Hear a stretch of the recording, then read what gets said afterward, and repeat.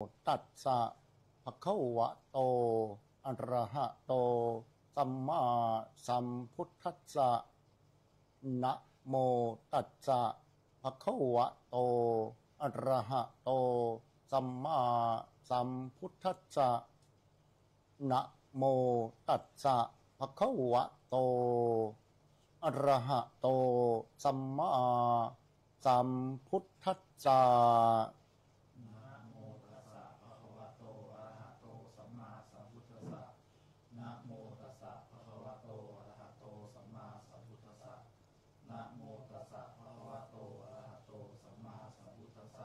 พุทธังสรณังคัจฉามิ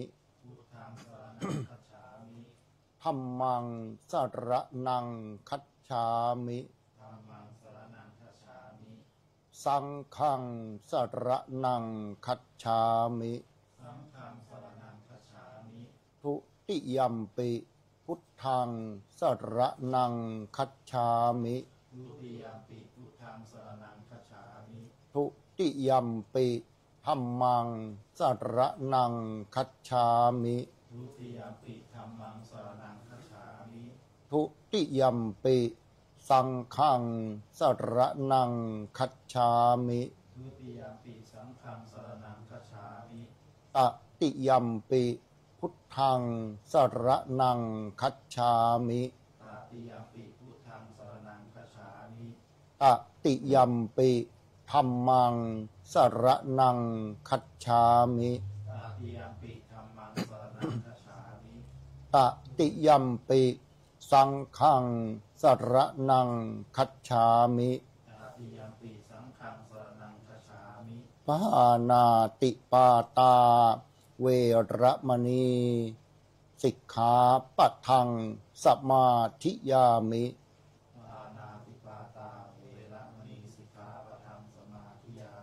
อทินนาทานาเวระมณีสิกขาปะทังสมาธิยามิ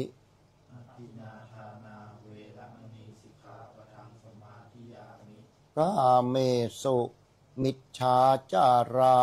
เวระมณีสิกขาปะทังสมาธิยามิ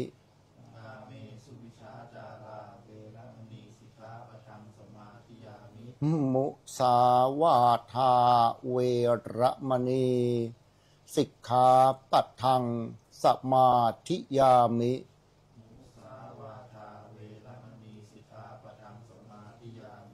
สุราเมรยะมัชฌะปมาทัฏฐานาเวระมณีสิกขาปะทังสมาธิยามิ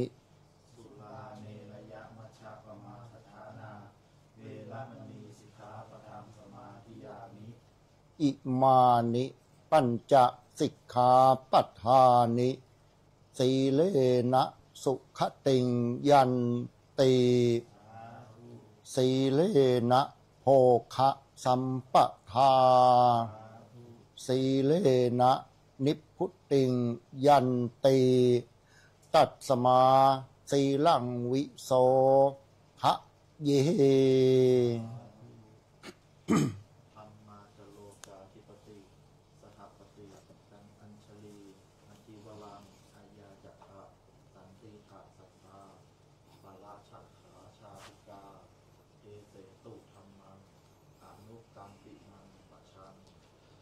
นะโมตัสสะภะคะวะโตอะระหะโตสัมมาสัมพุทธัสสะนะโม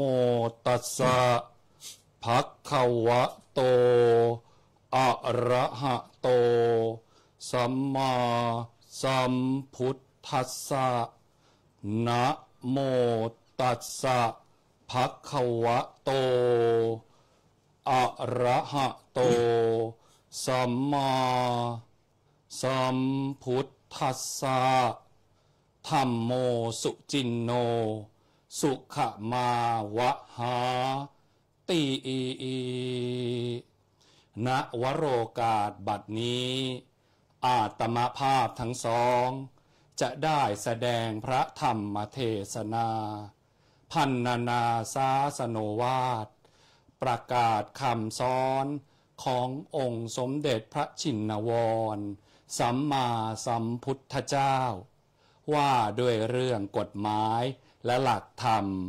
เพื่อประดับสติปัญญาบารมีเสริมสร้างกุศลบุญญาราศีในธรรมสวนะใหม่และเพิ่มพูนกำลังใจในสัมมาปฏิบัติแด่ท่านสาธุชนพุทธบริษัทสืบต่อไปจนกว่าจะสมควรแก่เวลาแต่การแสดงธรรมในวันนี้เป็นการแสดงแบบปุจฉาวิสัชนา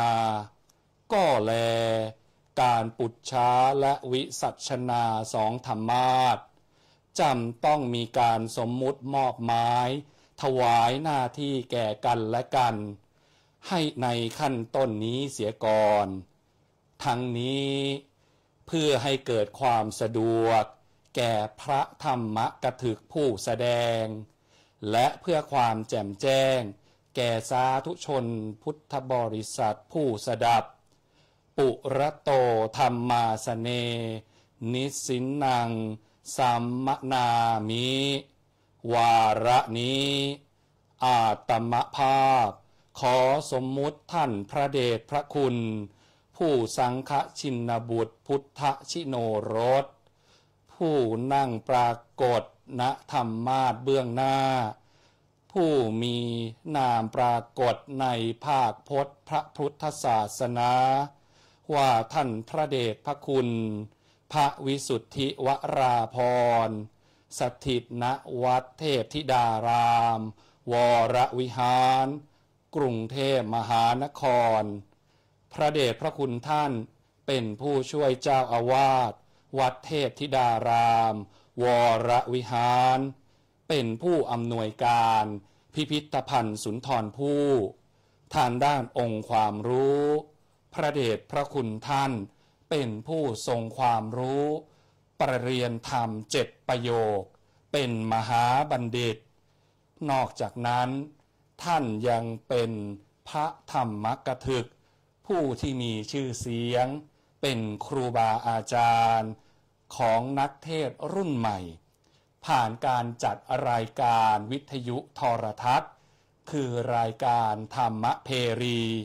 สามารถเทศได้เสียงดังฟังชัดสนอหูถึง2 ภาษาโดยเฉพาะอย่างยิ่งภาษาอังกฤษนอกจากนั้นท่านยังได้เป็นนักจัดรายการทางสถานีวิทยุโทรทัศน์โลกพระพุทธศาสนาเฉลิมพระเกียรติ WBTV วัดยานนาวาขอสมมุติมอบหมายถวายตำแหน่งให้ท่านพระเดชพระคุณรับหน้าที่เป็นพระสกวาทยาจารย์มีหน้าที่ในการตั้งปัญหาธรรมสยะเมวาหังอัตตานังสัมมนามิส่วนอาตมภาพยังเป็นผู้มีความรู้น้อยด้อยด้วยสติปัญญาความสามารถจึงขอโอกาสสมมุติตนเป็นผู้รับหน้าที่ในตำแหน่งพระปรวาทยาจารย์มีหน้าที่ในการวิสัชนาอธิบายขยายความปัญหาธรรมนั้นๆตัสสมาสาทโวเพราะฉะนั้นขอสาธุชนผู้มีศรัทธาอุบาสกอุบาสิกาผู้ใจบุญทั้งหลายจงได้โปรดตั้งโสตประสาทของท่านให้เป็นปานประหนึ่งว่าภาชนะทองคอยรองรับพระสัทธรรมเทศนาเพื่อให้เกิดธรรมสวนานิสงส์ตามหลักธรรมที่ท่านพระสักวาทยาจารย์จะพึงดำเนินการต่อไปณบัดนี้พันเตสักวาทาจริยะขอท่านพระเดชพระคุณสังฆชินบุตรพุทธชิโนรสผู้ได้รับสมมุติสมัญญาจงได้ดำเนินเนื้อความ ตามบุรพประโยคกถาเริ่มแจกแจงแสดงพระธรรมเทศนา เพื่อประดับสติปัญญาบารมี เสริมสร้างกุศลบุญญาราศีในธรรมสวนะใหม่ และเพิ่มพูนกำลังใจในสัมมาปฏิบัติแด่ท่านสาธุชนพุทธบริษัทสืบต่อไปก็มีณกาลบัดนี้อะทะโขสกวาทาจริโยระโหคโตสัตถุธรรมังวิจินันโตเตสุธรรมเมสุกังขังอุปัฏฐเปตวาอัตตนาวิสัชเชตุงอสักโกนโตเยนะปรวาทาจริโยเตนุปสังกมิอุปสังกมิตวาวันทนังกัตตวาอัฏฐปัญหังอุจฉติติอิณวโรกาสบัดนี้อาตมภาพผู้ได้รับการสมมุติจากพระสังฆชินบุตรพุทธชิโนรสซึ่งนั่งปรากฏอยู่ณธรรมาสน์เบื้องหน้าพระคุณเจ้ารูปนี้มีนามปรากฏในภาคพจน์พระพุทธศาสนาว่าท่านพระมหาอคิรนัทธิโตภาโสนักเทศน์รุ่นใหม่ไฟแรงแห่งจังหวัดลำพูน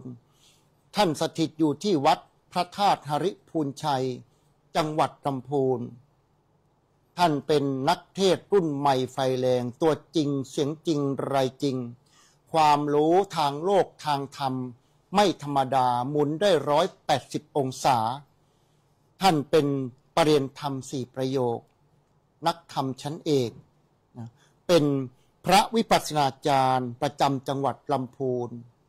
เป็นอาจารย์พิเศษที่สถาบันภาษาของมจร.หรือว่ามหาวิทยาลัยมหาจุฬาลงกรณราชวิทยาลัยนอกจากนั้นท่านก็ยังผ่านการอบรมโครงการนักเทศธรรมเพรีย่ำกรองแห่งธรรมซีซั่นที่1จากวัดยานนาวา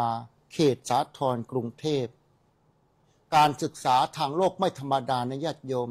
ท่านเป็นพระอินเตอร์เนชั่นแนลถ้าท่านพูดภาษาไทยผิดบ้างถูกบ้างไม่ต้องตกใจนะญาติโยมท่านไปเรียนอยู่ต่างประเทศหลายปีท่านจบปริญญาโทจากซานฟรานซิสโกประเทศสหรัฐอเมริกาจบปริญญาเอกดุษฎีบัณฑิตนะจาก European International University ปารีสประเทศฝรั่งเศสเพราะฉะนั้นวันนี้เราจะเทศโกอินเตอร์กันนะญาติโยมเราจะไปกันถึงคัมพูเดียเลยทีเดียวสาธุในเบื้องต้นท่านก็ได้แสดงอานิสังสกถาพรรณนาอานิสงส์แห่งการฟังธรรมด้วยลีลาอันสละสลวยมากด้วยสาระจังหวะดีลีลาก็งามใจความก็แสนจะกระทับเป็นที่จับจิตสะกิดใจของท่านผู้ฟังทั้งหลายและในท้ายที่สุดก็ได้ทำการสมมุติให้อัตมภาพรับหน้าที่ในตำแหน่งพระสกวาทยาจารย์เป็นประธานในการเทศนามีหน้าที่ในการน้อมนำเอาหลักธรรมคำสอนขององค์สมเด็จพระชินวรสัมมาสัมพุทธเจ้าขึ้นมาเป็นประเด็นสอบสวนไต่ถามซึ่งกันและกันดำเนินความว่าอัฏฐโขในคราวครั้งนั้นแลสกวาทาจริโยพระสกวาทยาจารย์ระโหคโตอยู่ในสถานที่อันสงบสงัดสัตถุธรรมังวิจินันโตมาระลึกถึงหลักธรรมคำสอนขององค์สมเด็จพระชินวรสัมมาสัมพุทธเจ้าในเรื่องกฎหมายและหลักธรรมะในพระพุทธศาสนาเตสุธรรมเมสุกังขังอุปัฏฐเปตวา ก็เกิดเวมติกังขาความลังเลสงสัยในหลักธรรมทั้งหลายเหล่านั้นอัตนาวิสัชเชตุงอสักโกนโตเมื่อไม่สามารถจะแก้ความสงสัยด้วยตนเองได้จึงนั่งรำพึงไปอยู่แต่ในใจว่าโกนุโขโกนุโขโกนุโขโอ้ใครเล่าหนอที่จะช่วยปัดเป่าความลังเลสงสัยของเราในครั้งนี้เสียได้เมื่อรำพึงไปก็ได้เห็นว่าท่านปรวัตยาจารย์เป็นผู้ที่มีความรู้คู่กับความเมตตาอีกทั้งยังเป็นผู้เฉลียวฉลาดในหลักธรรมท่านปรวัตยาจารย์รูปนี้นี่แหละที่จะช่วยแก้ความสงสัยของเราในครั้งนี้เสียได้เยนะปรวาทาจริโยเตนุปสังกมิเมื่อทราบว่าท่านพำนักอยู่ณสถานที่ใดก็เข้าไปหาณสถานที่นั้นอุปสังกมิตวาครั้นเข้าไปหาแล้วก็รอดูท่าทีอยู่ครู่หนึ่งเห็นว่าท่านอยู่สุขสบายดีไม่มีสิ่งใดรบกวนวันทนังกตวาอัฏฐปัญหังปุจฉติจึงเข้าไปสำรวมกายถวายอภิวาทและปารภการสนทนาธรรมขึ้นว่าอาวุโสปรวาทาจริยะถ้าความสำราญมีอยู่การที่กระผมมาสู่สำนักของพระคุณท่านในวันนี้กระผมก็จะขอถามปัญหาเกี่ยวกับเรื่องวันระพีกฎหมายและหลักธรรมในพระพุทธศาสนานะขอรับพระคุณเจ้าค่าด้วยความยินดีปรีดาเป็นอย่างยิ่งขอรับสาธุโดยในวันนี้ท่านพระสักวาทยาจารย์เดินทางสัญจรจากสำนักของท่านเพื่อมาสู่สำนักของเกล้ากับผมมิทราบว่าท่านมีข้อสงสัยหรือข้อคิดปัญหาธรรมอันใดจะมาไต่สวนทวนถามกับเกล้ากับผมหรือขอรับแน่นอนครับผมวันนี้ผมมีปัญหาเยอะแยะมากมายขอรับผมเป็นนักสร้างปัญหาอยู่แล้วโอ้ขอรับท่านรู้ไหมว่าวันนี้ผมจะถามท่านเกี่ยวกับเรื่องอะไรถ้าให้เกล้ากับผมได้ทำการทดลองคาดเดาเอาคาดว่าคงไม่พ้นกับเรื่องสีกาก๊อปใช่หรือไม่ครับโอ้ไม่ทันสมัยเลยสีกาก๊อปนี่ไม่น่าสนใจแล้วเรียกว่าตกยุคไปแล้วใช่ไหมขอรับตกยุคไปแล้วครับตอนนี้ต้องเรื่องอะไรขอรับต้องเป็นเรื่องของต้องสีกามาลีจากคัมโบเดียเท่านั้นโอ้โหสะเทือนไปทั้งกองทัพตอนนี้นะครับทั้งระหว่าง2ประเทศกันเลยทีเดียวครับผมแล้วต้องเรียกบอกว่าเราเป็นพระเป็นเจ้านะครับเทศเรื่องไหนดีมาฟังกันดีกว่านะครับครับผมเราตั้งใจว่าจะเทศวันระพีวันกฎหมายขอรับนะสงสัยต้องเปลี่ยนเป็นวันทรพีแทนซะแล้วซะงั้นเลยเหรอครับขอรับได้ไหมล่ะครับเราเป็นพระเป็นเจ้านี่ถ้าเราปากดีกันมากเกินไปอาจจะอันตรายนะขอรับกับผมอาจจะถูกส่งไปอยู่กัมพูชาเหมืองหลวงตาสุขก็เป็นได้นะขอรับโอ้งั้นเรากลับขึ้นธรรมาสดีกว่าดีกว่าถ้ากลับมาวันระพีของเราดีกว่าขอรับกับผมสาธุโอ้กับตัวกับใจเนาะ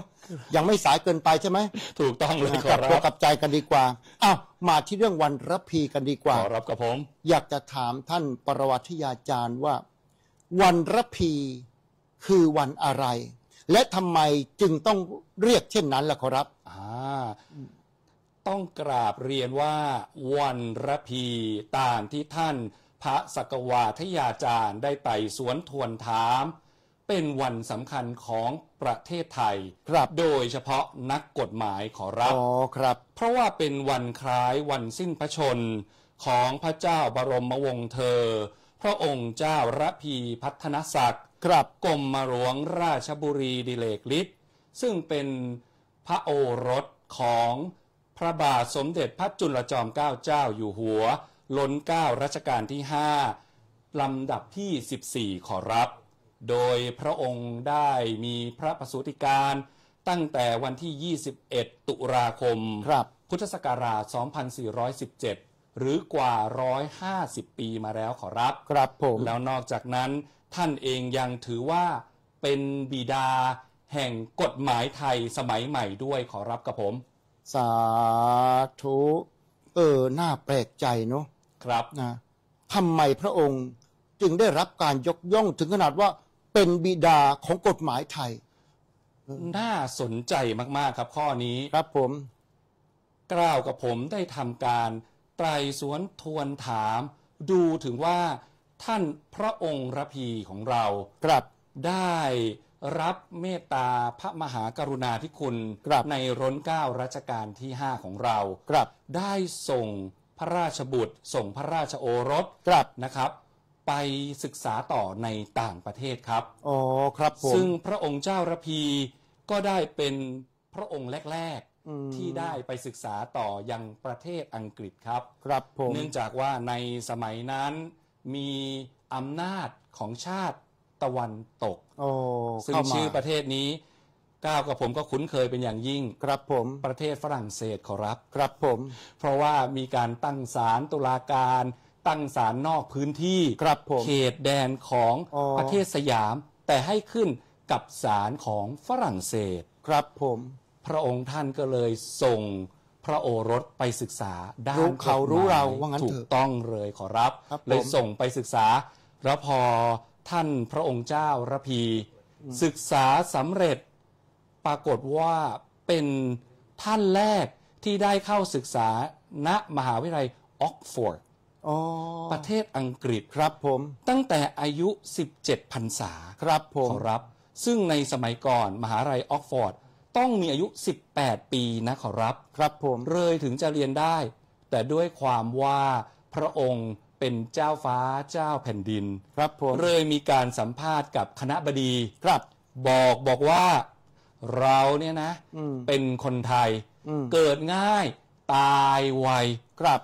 ก็เลยได้รับการอนุญาต อ๋อ เป็นคนแรกของมหาลัยออกฟอร์ด โอ้โห ที่ได้เรียนตั้งแต่อายุ 17 ปี เป็น เลยครับ special person เลยนะ special person โอ้โห เป็น special case เลยค very รับ nice story โอ้ครับถูกครับ อืม แล้วก็นอกจากนั้น อืม ท่านยังได้เลือกเรียนทางด้านเรื่องของเนติหรือ โอ้โห กฎหมายขอ ค รับ รับผม แล้วท่านก็ได้กลับมาช่วยงานราชการต่างๆ จน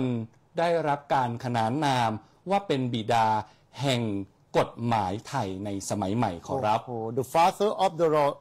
in In Thailand Thailand ครับ the สา first ธุ person ดังๆพร้อมกันญาติโยมสาธุนี่คือ เลือกรากฐานนะครับ แล้วก็เป็นท่านแรกในการวางระบบของศาลตุลาการและระบบกฎหมายสมัยใหม่ขอรับ ครับผมนี่คือพระบารมีของรัชกาลรัชกาลที่ 5 ด้วย เพราะอย่างที่เราทราบกันว่านะร.5 นั้นเป็นพระบรมกษัตริย์ที่มีวิสัยทัศน์ อืม พระองค์ทรงโอ้โหเสด็จประพาสหลายประเทศ จาริกไปหลายประเทศ ขอรับ แล้วก็เอาวัฒนธรรมประเพณี เอาความเจริญรุ่งเรือง มาอัพไทยแลนด์ให้เป็นประเทศที่โมเดิร์นโอ้มากๆเลย มาประยุกต์ใช้ในหลาย ๆ ทาง ครับ ในห ผม ลายๆศา การ สตร์ ร เล ถ ยขอ ไฟ รับ การแพทย์การทหารการคมนาคมเจริญรุ่งเรืองมาก รวมถึงระบบการศึกษา ที่ ของประเทศไทยก็มาจากท่านทั้งหมดเลย 5ครับผมและที่สำคัญก็คือพระองค์ท่านมีรับสั่งให้เลิกทาส โอ้ เนี่ยสำคัญมาก to make Thailand more developed นะครับอืม So why Thai people really like him? If you visit many home of Thai people, you can see many เห็นรูปภาพ yes ใช่ไหมครับ the pictures of the about King Lama the King V Lama V. ครับ Everyone จะมี like รูป him. ภาพอยู่ในทุกบ้านทุกหลังคาเลย Yes. นะครับ ถึงได้มีพระนามว่าปิยมหาราชด้วย สาธุ โอ้สาธุเราเทศกันเรื่องระวันระพีนะครับ ครับ แต่ ผม ก็ได้ไปถึงกับรัชกาลรัชกาลที่ 5 ด้วย ซึ่ง เพราะ เป็น ว่า พระราช ลิ บิ งก์ ดา กันลิงก์กัน ครับ ผม ผม นะครับ เป็นผลพ่วงนะจากการที่พระองค์เป็นกษัตริย์ที่มีวิสัยทัศน์ สุด นะ ยอด ทรงพัฒนาประเทศของเราให้เจริญทัดเทียมกับประเทศ นา อื่ นาน อารยประเทศ ๆครับผมอ้าวกลับเข้าเรื่องต่อ ถ้าพูดถึงพระจริยวัตรของพระองค์เจ้าระพีเนี่ย ครับ สอดคล้องกับหลักธรรมข้อใดในพระพุทธศาสนาบ้าง ตอบให้ดีนะ ตอบไม่ดีจะส่งไปอยู่ชายแดนคัมพูเดียเลย ไปอยู่กับหลวงตาสุเลย เดี๋ยวจะตามไปหาโยมมารีนะขอรับ ครับผม นะครับ ก็ต้องบอกว่าเรื่องของพระจริยวัตรส่วนพระองค์ ท่านได้รับการขนานนามจากรัชกาลรัชกาลที่ ครับ 5 ในบรรดาพระราชโอรสทุกๆพระองค์ ครับ ว่าเฉลียวฉลาดระพีขอรับ โอ้โห เพราะว่าอย่างที่บอกว่าท่านได้ศึกษาที่ออกฟอร์ด ครับ ซึ่งเข้ายากมาก ครับ ๆนะครับสอบเข้าเนี่ยยากมากๆ แล้วสามารถจบการศึกษาภายในระยะเวลาเพียงแค่ 3 ปี โอ้โห กับหลักสูตรกฎหมายที่มีหลายประมวลฉบับมากๆเลย ครับผม นะครับ เพราะฉะนั้นก็จะเห็นได้ว่าท่านเป็นพหูสูตรครับเป็นพหูสูตร คือเรียนรู้มากเป็นผู้มีความรู้มาก ซึ่งองค์แห่งความรู้ของการเป็นพหูสูตรนั้น ครับ มีถึง 5 องค์ด้วยกันขอ โอ รั เค บ เทอร์มินาล โอ้ได้เลยขอรับกับผม อย่างแรกอย่างที่เราทราบกันดีพหูสุตตา อ๋อ เป็นผู้ฟังมากขอ ค รั รับ บผม องค์ที่สองเรียกว่าทะตา ครับ เป็นผู้ฟังแล้วก็สามารถทรงจำไว้ได้ด้วย ครับผม ทรงความรู้ไว้ ครับ องค์ที่สามเรียกว่า วัจจสาปริจิตตาคล่องแคล่วคล่องปาก พูดได้ถนัดปากขอ ครั รั บบ ผม และข้อที่สี่เรียกว่ามนัสสานุเปกขิตา เรียกว่าจำจนขึ้นใจเลยขอรับ ครับผม และองค์สุดท้าย องค์ที่ 5 ของการเป็นพหูสูตร คือ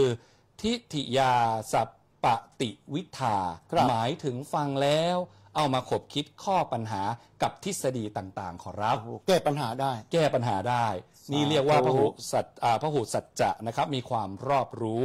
และอีกหนึ่งข้อเรียกว่าชัดเจนมากๆในองค์พระองค์ท่าน ครับ นั่นคืออาชีวปาริสุทธิศิลป์ อ๋อ การมีอาชีพสุจริตขอรับ ครับผม เพราะว่าท่านทำเกี่ยวเรื่องศาลตุลาการเรื่องกฎหมาย ครับผม ต้องมีความเที่ยงธรรม ครับ ต้องมีความซื่อสัตย์ขอรับ โอ้โห very nice story thank you very much ขอรับกับผม และท่านยังมีเพิ่มเติมนะครับ โอเค ถวาย continue ความรู้เพิ่มเติมอีกสักนิดหนึ่ง นิมนต์ครับ ท่านยังบอกว่า แต่งคำกรเพราะตอนก่อนสมัยก่อนตุลาการกินเหล้าเยอะขอรับ อ๋อ ทานแต่เหล้าดื่มแต่เหล้า เป็นขี้เมา เป็นขี้เมา สงสัย มีคน คน ไป ยาก ฟ้อ สุนท ง รภู่ โอ้สงสัยเลยขอรับ นักเจ้าบทเจ้ากร ครับผม ก็เลยมีการมีไปฟ้องท่าน พระองค์ท่านเลยแต่งกรกลับขอรับ นิมนต์ครับ แต่งบอกมาว่า เองกินเหล้าเมายาไม่ว่าดอก แต่อย่าออกนอกทางไปให้เสียผล เองอย่ากินสินบาทคาดสินบน เรามันชนชั้นปัญญาตุราการขอรับ สาธุ I know why Prince Rapi he high intelligent why I know Yes. because he love education correct นะครับ Yeah. รักการศึกษา Yeah. รักการเรียนรู้ขอรับ สาธุวันนี้2 ภาษานะญาติโยมนะ เป็น Special Time เจอพระ International ปริญญาโทจากซานฟรานซิสโก ขอรับ ปริญญาเอกจากปารีส นะฝรั่งเศสไม่ธรรมดาอาตมาก็พลอยโกอินเตอร์ไปด้วยนะไปถึงคัมโบเดียกันเลยวันนี้ น่าไปกันถึงตรงนั้นเลย คำถามต่อไปครับผม ครับ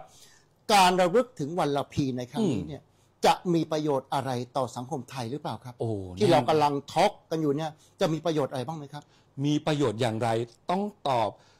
ว่ามีประโยชน์มากๆครับท่านพระสกวาทยาจารย์ครับ ครับ เพราะว่าถ้าสังคมไหน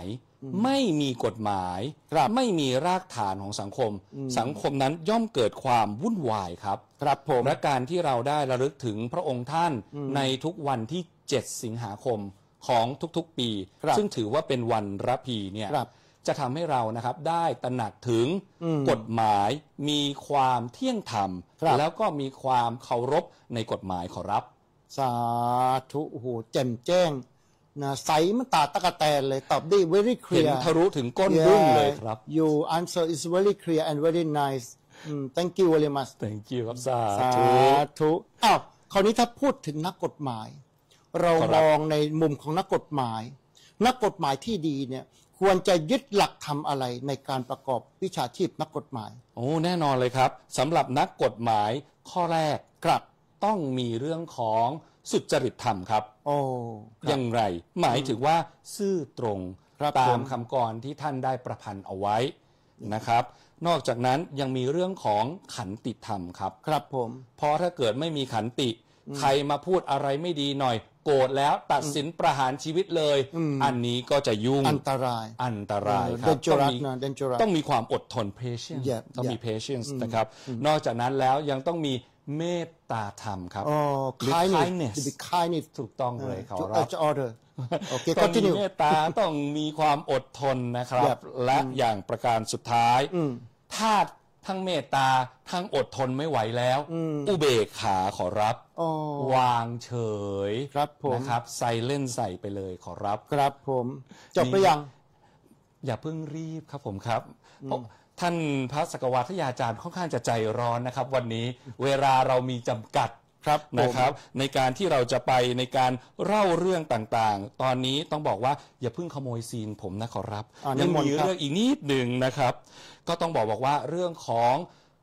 กฎหมายเรื่องของหลักธรรมที่เกี่ยวข้องนอกจากสุจริตธรรมขันติธรรมเมตตาธรรมอุเบกขาแล้วยังต้องมีเรื่องของความขยันวายามะครับโอ้ไม่ธรรมดาเพราะว่าการที่จะจำจดกรรมเรื่องของกฎหมายทั้งหมดเนี่ยต้องใช้สติปัญญาแกล้วกล้าในการท่องจำอย่างยิ่งยวดครับผมโอ้โหจบไปยังจบแล้วขอรับโอ้โหท่านปรวัตยาจารย์เนี่ยความรู้ไม่ธรรมดาสาธุนะกับผมเนี่ยนั่งสนทนากับท่านเนี่ยรู้ว่าท่านเนี่ยไม่ธรรมดานะท่านเป็นพระที่รู้มากนะเนี่ยรู้มากหรือเสือกรู้ครับรู้ไม่ใช่น้อยๆเลยเนี่ยโอ้โหรู้ดีไปหมดเลยนะเคลียร์มากๆเลยต่อกันเลยดีกว่าถ้าสังคมไทยของเราเนี่ยไม่มีหลักธรรมและไม่มีกฎหมาย what happen อะไรจะเกิดขึ้นแน่นอนครับท่านพระสกวาทยาจารย์ครับความวุ่นวายย่อมบังเกิดขึ้นในสังคมของเราแน่นอนเพราะไม่มีใครฟังใครไม่มีใครเกรงกลัวต่อใครครับครับผมตอบสั้นๆเท่านี้ก่อนละกันเดี๋ยวมันจะยาวเกินไปขอรับสาธุแล้วถ้าพระสงฆ์อย่างเราเนี่ยจะพูดถึงเรื่องกฎหมายบ้างเนี่ยมันจะเกินกิจของสงฆ์ไปไหมจะมีใครมาก็ซิบเราไหมว่าโอ้ยพระคุณเจ้าสองรูปนี่ไม่ยุ่งอะไรกับเรื่องกฎหมายไม่ปฏิบัติธรรมสัมมาหลังพุทโธไปมาพูดแล้วกฎหมายเราจะเคลียร์กับโยมยังไงถ้าญาติโยมเมาส์มอยเราอย่างเงี้ยครับ definitely นะครับต้องบอกว่าไม่เกินเลยขอรับกับผมครับผมเพราะว่าพระสงฆ์ก็เป็นผู้หนึ่งที่อยู่ภายใต้กฎหมายครับแล้วก็เป็นผู้ที่ต้องใช้กฎหมายด้วยและที่สำคัญที่สุดครับเราเรียกว่าเป็นรากแก้วของกฎหมายเพราะเราเป็นผู้ปลูกศีลปลูกธรรมให้กับทุกๆคนในสังคมครับโอ้โหพูดดีมากสาธุดังๆพ่อญาติโยมสาธุจบหรือยัง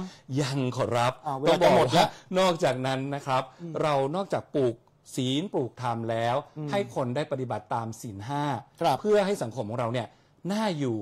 มีความสุขนี่ก็เลยทำให้พระสงฆ์ของเราเป็นผู้ไม่เกินเลยในการกล่าวเรื่องเกี่ยวกับกฎหมายหลักธรรมขอรับตอนนี้มหาวิทยาลัยหลายๆแห่งก็เปิดให้พระไปเรียนวิชานิติศาสตร์วิชากฎหมายได้ด้วยถูกต้องสาธุดังๆพร้อมกันสาธุเป็นพระก็ต้องรู้กฎหมายถูกต้องถ้ามันรู้กฎหมายเดี๋ยวคดีเงินทองมันจะมาเล่นงานเราเดี๋ยวตอนนี้เรื่องมีกฎหมายเกี่ยวกับพระเริ่มเยอะแล้วด้วยขอรับครับผมเราต้องเรียนรู้กันใหญ่เลยถูกต้องเลยแต่ว่าช่วงนี้จริงๆแล้วเรื่องกฎหมายอย่างเดียวก็ไม่พอเรื่องความสัมพันธ์ระหว่างประเทศก็มาสำคัญนะครับ Very important I agree with you มากๆเลยปัญหาชายแดนไทยกัมพูชาเราเป็นพระสงฆ์ควรจะช่วยกันยังไงได้บ้างไหมครับท่านพระสกวาทยาจารย์ครับ I think we should acting now ยังไงขอรับ support soldiers support people save people help together โอ้ยทั้งช่วยทั้งสนับสนุนทั้งประชาชนและทหารหารเลยโอ้สาธุครับทำยังไงได้บ้างครับขอรับกับผม We will go to Buriram and Surin province จะไปถึงที่เลยไปที่บุรีรัมย์และสุรินทร์ Yeah we will support everything we are cooking for soldier and people at Surin and Buriram province very soon จะไปทำอาหารกันเลยจะไปทำอาหารให้กับทหารที่ชายแดนที่แนวหน้ากันเลยหรอครับ Yeah why not โอ้สาธุไม่ธรรมดาแล้วไม่ทราบว่าถ้าเกิด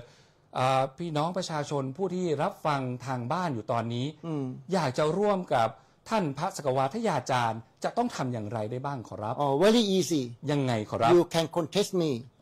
พระวิสุทธิวราภรณ์ติดต่อมาเลยนะครับครับผมหมาย telephone number โทรโฟนมาแล้วครับเบอร์โทรศัพท์ยังไง 85 120 120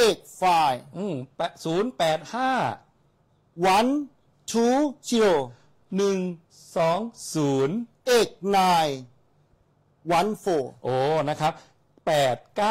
8914นะครับโอ้ ย้ำอีกทีหนึ่ง again 0851208914 โทรมา ที่วัดเทพธิดาราม วัดเทพธิดารามหาท่านพระสกวัทยาจารย์ เพื่อร่วมทำบุญนำอาหารนำเสื้อผ้านำยารักษาโรคหรือน้ำดื่มมาร่วมได้ใช่ไหมขอรับ ครับผม แล้วท่านจะไปณวันไหนยังไงดีครับ วันที่ 6 สิงหาคมนี้ที่จะถึงนี้แหละครับผม สิงหาคม รถ นี้ ออกตี ตีสามจากวัด 3 เท เท พ พ ธิ ธิ ดา ดาราร าม ม วรวิหาร ต้องชวนท่านนายพลไปด้วยกับเราแล้วขอรับ ครับผมเราจะไปทำส้มตำต้มอะไรตำส้มตำปลาเด็กตวงเลี้ยงทหารด้วยต้ม แล้วมี ตำปูปลาร้า ห่อหมกด้วย ห่อหมก โอ้ ทะเลด้วย โอ้โหสาธุ ราดหน้าด้วยน้ำแข็งใสด้วย โอ้โห จะเอาไม่ครัวไปประมาณ15 ชีวิต เรียกว่าทหาร ไปทำ มี อาหาร กำลัง เลี้ยง ใจร้นเปี่ยมกันเลยทีเดียว ครับผม we'll cooking for everyone สาธุ special menu for everyone too อ้าวรออะไรอยู่ล่ะครับ สาธุพร้อมกันสิครับ สา ธุ เอาละวันนี้อัตมภาพทั้งสอง ได้แสดงพระสัทธรรมเทศนา ว่าโดยเรื่องวันระพีกฎหมายและธรรมะในสังคมไทย ก็เรียกได้ว่าอยากจะฝากเอาไว้ในตอนท้ายนี้ว่าญาติโยมที่ฟังธรรมะวันอาทิตย์วันนี้นะเรื่องกฎหมายเรื่องสังคมไทยและเลยไปถึงชายแดนคัมโบเดีย ก็ขอให้ญาติโยมทุกท่านนั้นนะจงได้ตั้งใจวันนี้เราฟังเรื่องกฎหมาย เราต้องเคารพกฎหมาย กฎหมายจราจรกฎหมายการค้ากฎหมายภาษีที่ดินอะไรก็แล้วแต่ ถ้าเราคนไทยรู้ตระหนักถึงความสำคัญของกฎหมาย ว่ากฎหมายนั้นจะทำให้เราอยู่ร่วมกันได้อยังมีความสุข ขอให้เราทุกท่านเคารพกฎหมายเป็นพลเมืองที่ดี เป็นพระสงฆ์นิกรที่ดี สาธุท้ายที่สุดนี้ก็ขออวยพรให้ญาติโยมท่านสาธุชนคนดีทุกท่าน ที่กำลังรับฟังพระธรรมเทศนาสองธรรมาสเช้าวันนี้ ขออำนาจคุณงามความดีทั้งหลายทั้งปวง จงอภิบาลรักษาท่านทั้งหลายให้ได้ประสบแต่ความสุข ความเจริญรุ่งเรืองด้วยกันจงทุกประการ เทศนาบรรหารในเรื่องกฎหมายและธรรมะในพระพุทธศาสนาก็สมสมัยได้เวลา ขอสมุติยุติพระสัทธรรมเทศนาลงคงไว้แต่เพียงเท่านี้ เอวังก็มีด้วยประการฉนี้ ยะถาวาริวหาปุราปริปุเรนติสาขรัง เอวะเมวะอิโตทินังเปตานังอุปกัปปติอิจิตังปัตติตังตุมหังคิปปะเมวะสมิชตุสัพเพปูเรนตุสังกปาจันโทปนะระโสยะถามณิโชติระโสยะถาสัพพิติโยวิวัชชันตุสัพพะโรโควินาศตุมาเตภวัตวันตรายโยสุขีทีขายุโกภวะอภิวาทนาสิริสะนิจจังวุธาปจายโนจัตตารโอธรรมาวัฏันติอายุวันโนสุขังพะลัง